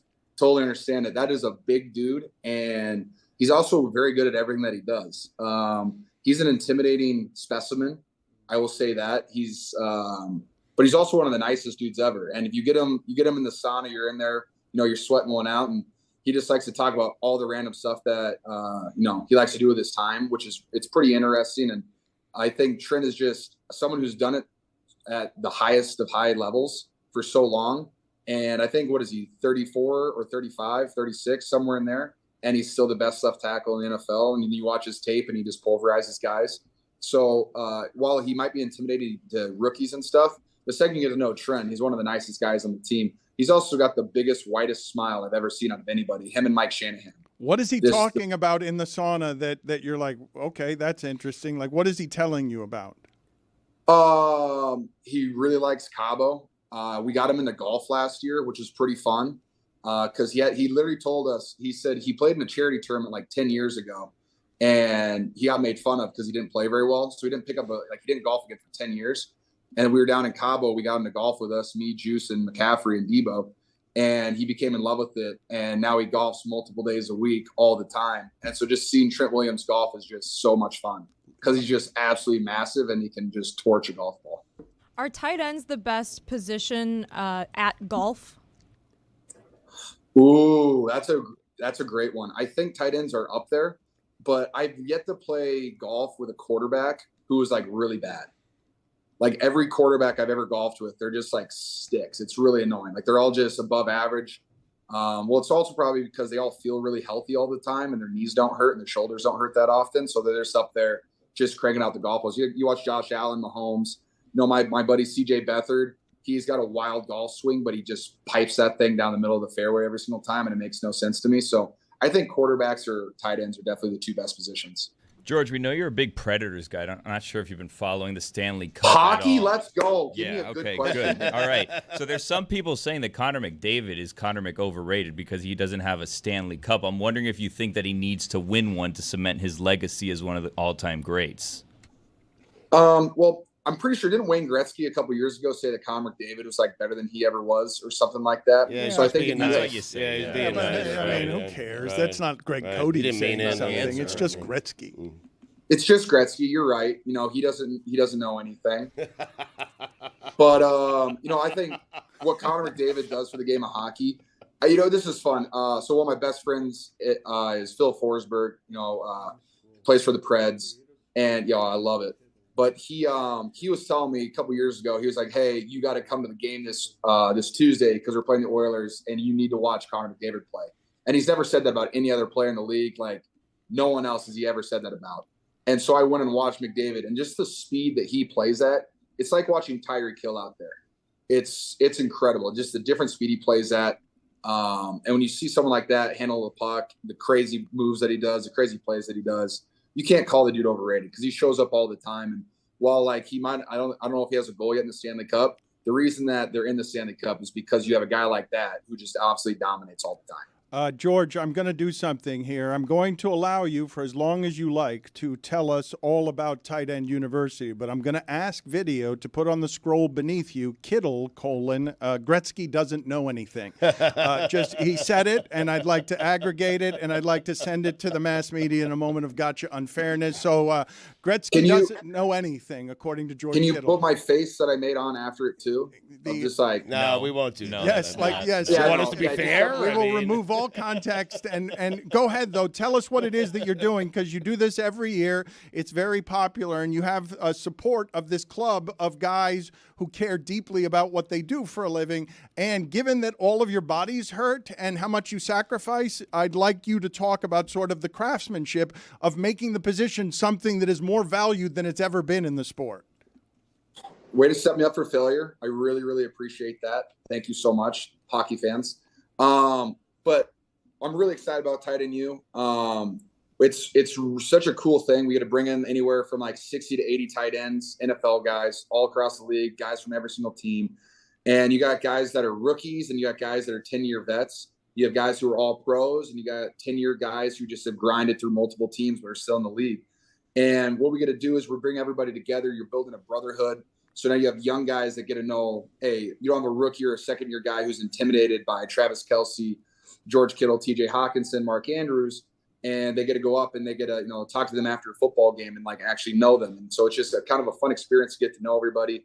But really what the best part is we sit down in these meeting rooms and you get to talk about the tight end position because of all the things that you get to do. And this year I'm going to be talking pass pro because I get kind of annoyed with all the defensive guys who say, hey, a defensive end, if you have a one-on-one versus a tight end, it's a 100% win rate. I disagree with that. I think you can check my tape and tape around the league, but that's not how it goes. And so I want to get guys more comfortable, more confident in their ability to pass pro. And then you're going to have Travis talk about coverages, how to beat coverages, how to read certain coverages versus certain routes, and how to sit down versus what he's thinking in his process. So the next time you watch Travis Kelce's film, you'll be like, oh, this is probably what he was thinking because he talked about that a couple months ago. Greg Olson will talk releases. Dallas Clark's going to get up there and just talk about the passion of playing the game, which is pretty fun. Dallas Clark loves the game of football.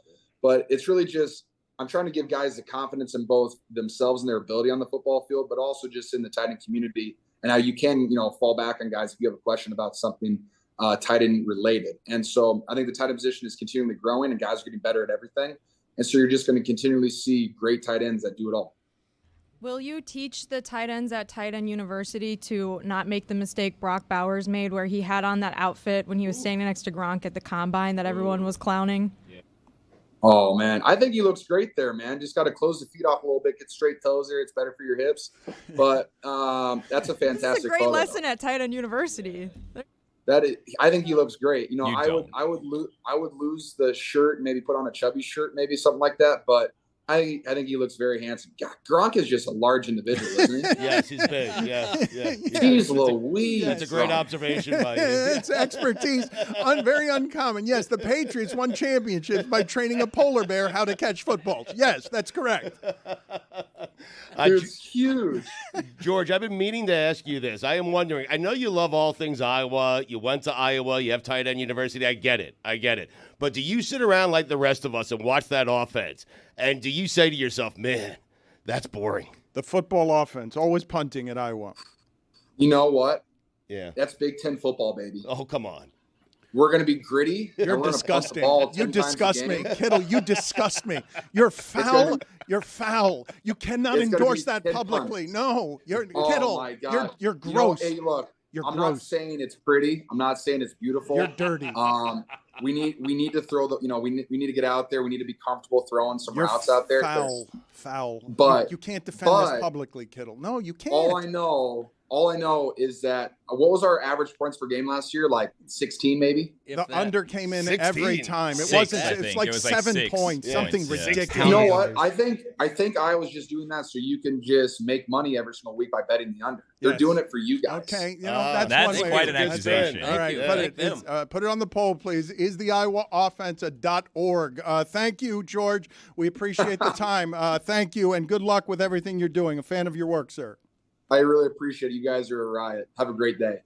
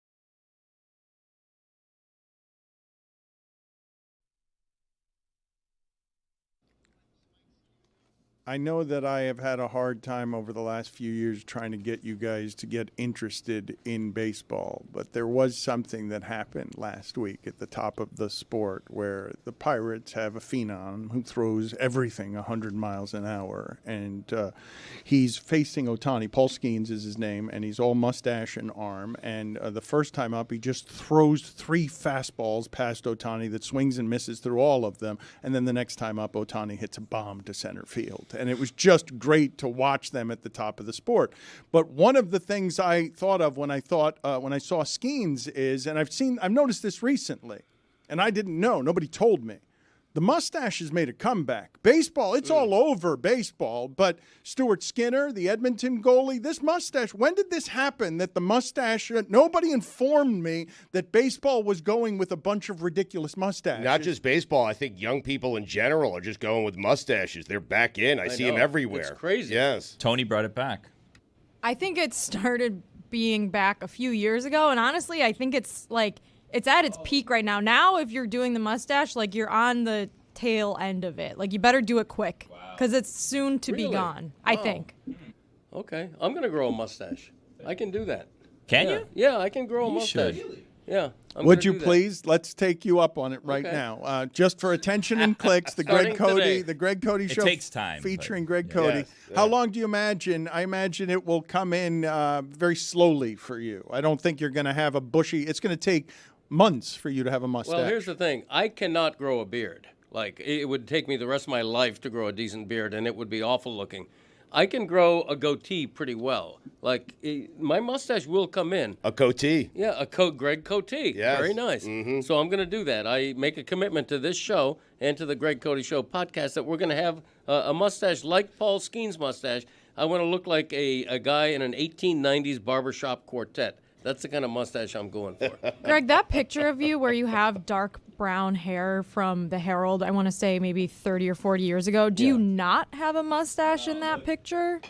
I feel like I picture you. If you photoshopped a mustache onto it, I would believe it. You know what? I definitely had a mustache in my 20s and 30s. And then I was coming out of a Denny's one night and wearing my mustache, and a stranger said that I looked like Groucho Marx. And from that day forward, I shaved my mustache, and I've never had another mustache. Not that there's anything wrong with Groucho Marx. So we're going to unretire after 50 years is what you're telling us. I am going to This is excellent. Cultivate a mustache. This is very exciting. Yeah. You continue to be a star in all the ways that this show needs. I mean, you guys could you all three could do Let's it. all Dan, grow you a kind of mustache. have a mustache. Well, you could just take me like shave 2 the days. beard. See, I challenged Dan to shave all of his facial hair except the mustache. Yeah, And- challenge. I've never seen your Unaccepted. jawline, Dan. Yeah, I Dan haven't seen doesn't it in have it. many years. It's covered by another chin. He doesn't have a jawline. That's why he has a. Oh. Yeah, I just did that. That's joke. not nice. I just Say I'm sorry. He was just- not I'm doing a sorry. joke. He was just I just- being a jerk. Yeah, Yeah, I just exactly. did it, and then you did it poorly, Yeah. less well, and second. He was making sure everyone got it, though. Yeah, I had to interpret because what you said didn't You make weren't any listening, sense. is what happened. Exactly. You weren't. You were just your own voice is something that you love so much. Me that you maximum, my voice. You get lost in it. Yes. Exactly. Thank you. Did any of you? Wow, that's there- Greg Cote there it is. laughing at a cartoon mustache. PFPI championship. I haven't seen gala. Chris's jawline in a while either. Man, come to Yeah, think of interesting. Wow. Rough. Hit those photos when the eyes turn red. It's like, Yeah. you know? Look at Christopher pretending to be proud at winning the PFPI Dad's Dynamics trophy. That is me winning. Dad's Dynamics Cup. He was so embarrassed. Chris, it is so clear in that photograph that you are ashamed to be at the center of those proceedings. Like you are tolerating with a degree of persistence and pity your father's whims. It's you are wearing your father's pride uncomfortably, and you're just enduring that for posterity. It's the photo that you will have long after he's gone. But at least someone dressed properly for the magnitude of that event. I mean, Thank well you. done, Greg. Thank you. Yes. That's the Groucho When Marx did Tom era. Selleck get glasses? I That's know. Look at the great. size of those glasses. They look like television sets. You mentioned Tom Selleck. Do you know the name of Tom Selleck's autobiography? It's out in bookstores now. No. You never know. Really? What? Stolen Where am I from sprung in. royalties at? I mean, I'm telling Intellectual you. property. Yes, I couldn't believe it when I saw it at a bookstore. You never know. There it is. Tom Selleck. Stealing Tom Selleck stole your material. Yeah, bad book title. Good saying, but a bad book title. Did you know Mark Harmon's book title is called That Kind of Thing? No way. Everybody's stealing my material. That kind of thing. You know a good book title? The Pride of a Lion. It is. Yes. I'm pretty sure Jessica was making that up. And what a great Father's Day gift the Pride of the Lion would be. Is it still on sale? Were you making that up, Jess? Because I believed you. I'm pretty I've never told a lie. sure there she you was go. making that up. Honest That kind of Jess, yeah. Tom Selleck's book's called You Never Know, though. Yours is YA. Yeah, you never know. That kind of thing. But the Pride of the Lion, speaking of that, would make a great Father's Day gift. You know, go to Amazon, go to wherever you buy books and grab it. Why would Mark Harmon have a book called That Kind of Thing? You know, why would I fell Selleck for it have also. a book called You Never Know? I mean, come on, come up with a better If title. we're being honest, Jessica, my story, which was true, is no less absurd than your story, which isn't. But people say you never know. No one really says that kind of thing. That kind of thing. That's true. Yeah, run the words together. That kind of thing. It's got to be one word. That is Yeah. correct.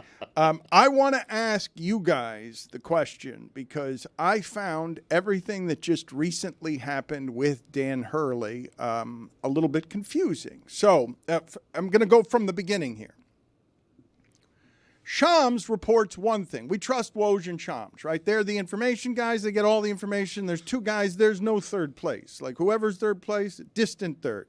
These are the two information guys we trust. But every once in a while, their information is not the same, and it's weird, and it's never held against either one of them because we know how credible both of them are. But Shams reports that J.J. Redick is the front runner, and there's reporting all over the place that J.J. Redick is picking out his assistant staff, and then J.J. Redick is asked about it, and his response is, I'm not commenting on Shams' report until after the finals because he's respecting the NBA process of nothing gets in the way of the finals.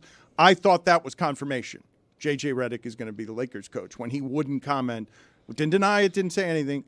Then out of nowhere, Dan Hurley appears. I don't know how many people know that Woj wrote a book with Hurley's father. This is a legendary basketball family. Woj is instrumental in the way the Hurley story has been told to America for a long time. This is a dad who coached at St. Anthony's for 51 years, a high school coaching legend, and both his kids coach as well. By the way, it was called Me Maximum, the title of that book. Oh. I'm sure. Dan Hurley goes, this was a surprise to me. I don't know if it was to the rest of you, but to suddenly hear a report that Dan Hurley, from Woj now, Dan Hurley is the front runner for the Lakers job, even though everyone kind of knows that the Hurleys are about regional basketball greatness. They're about that area of the country and what they represent to that area of the country. And Dan Hurley's wife doesn't want to leave, and everyone's assumed he's going to stay there. But the thing that I found interesting is the Lakers search around for whatever it is that comes with maybe LeBron, maybe not LeBron. But this is top 5 franchise anywhere in American sports, this Laker franchise. They don't get turned down on stuff. They go through a lot of coaches, though, I'll tell you that. I mean, at least recently. They do, yes. But the thing that I will tell you again that's not so easy to do, Stugotz, is an Atlanta comes in and flames out, or Sacramento comes in and flames out. How hard it is over different regimes to stay at the top of where the Lakers have been. Always matter, always matter, always matter, because they've got not just the coach, they've always got the star. But they have to prepare for something now after the star. And I was of the impression from the initial reporting, LeBron's going to choose his coach. He's going to try and get his son there. He's going to be running the Laker franchise because, as Udonis Haslem says, all of this is posturing. He'll never leave L.A. I don't know if you guys saw the live stream of Kevin Hart talking to LeBron James with Drewski. This was last night. One of the things that happened is LeBron was yelling at Kevin Hart, hey, people aren't hearing me say the N-word, right? They didn't hear that, right? And Kevin Hart says, no, I would never do that to you. And the only reason I know it is because it was just done to him. LeBron is deeply California, L.A. now. They are trying to conquer what's left of Hollywood, and Hollywood is in shambles, okay? What's left of Hollywood, because these CEOs don't actually know what they're doing in the modern age with the streaming. They're pretending, but they don't actually know. They are crucifying the entertainment industry. It is brutal. But LeBron's in it. the way Peyton's in it, and he's running all of these meetings where, I want to meet LeBron, I'm 35, I'm a CAA middle manager, I can make deals in this town. And what they're building in Los Angeles is for after basketball, but he's still hugely valuable right now. More valuable to that franchise than it is to him, somehow. When they go after Dan Hurley, my first thought was, does that ever work? Does the college coach doing that ever work? The popular college coach, you really think somebody's got a strategy in college that's going to come into the pros and Popovich isn't going to know what to do against it with Wembanyama? It's going to be, oh, no, Dan Hurley's system. It's going to kill like it did in college. Does it ever work? Larry Brown. That's your example. Yeah. Go ahead. Give me a second one. I don't have one. Yeah, it's going to be hard. Because Larry Brown is the example, and he coached everywhere, 50 different teams. But I understand why Dan Hurley's popular. I just don't get the idea that he would come to the pros and be better than everybody else. But then what I didn't get also is you're going to offer him less than Monty Williams? Monty Williams is going to make more in Detroit than this star is going. That's what the Lakers offer is when the coaching salaries have exploded, where Steve Kerr went from, I have no experience, to 5 years, $25 million, and now his extension is $38 million for 2 years. Your offer to try and get the two-time champion seismic hire, we're going to replace LeBron with leadership. Watch what we do here with coaching. The next step is Dan Hurley's going to show us the way. We're going to do it with a coach. You're going to pay him less than Monty Williams? He would have been, had he accepted the offer, the 8th highest paid coach in the NBA. It tells me, Dan, that the Lakers, for whatever reason, never really wanted him to be the head coach. Because if you really wanted him to be the head coach and you want him to move away from an area of the country where he has spent his entire life and really has given no indication he's ever going to leave that area of the country, then you make him the offer that Woj originally reported, which was north of $100 million.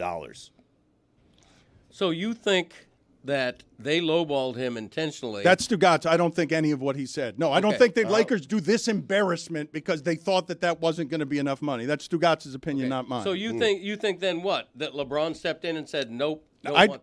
What I'm looking at is I'm confused by what it is that's presently happening because I think that Dan Hurley had no intention whatsoever of ever leaving that. That is a big public show of how is it that I go ahead and get to the Saban stuff here because I'm in college basketball. I like being in college basketball, and this is a negotiating move. We will hear from him on how tempted he was because he has had this itch. He said before that the ego of trying yourself in the pros is something that calls him. I don't believe that this would be a money decision given that they were already doubling. They were guaranteeing him stuff, and they were doubling his money. I thought the low offer came because nobody seems to understand that the Lakers are a mom-and-pop business, that Jeannie Buss doesn't have other businesses. The fact that that's a great American franchise with that kind of value, I can't believe all of that is still allowed to prosper, given that that's a mom-and-pop store. They don't have other businesses to get money from, so they have to lowball somebody.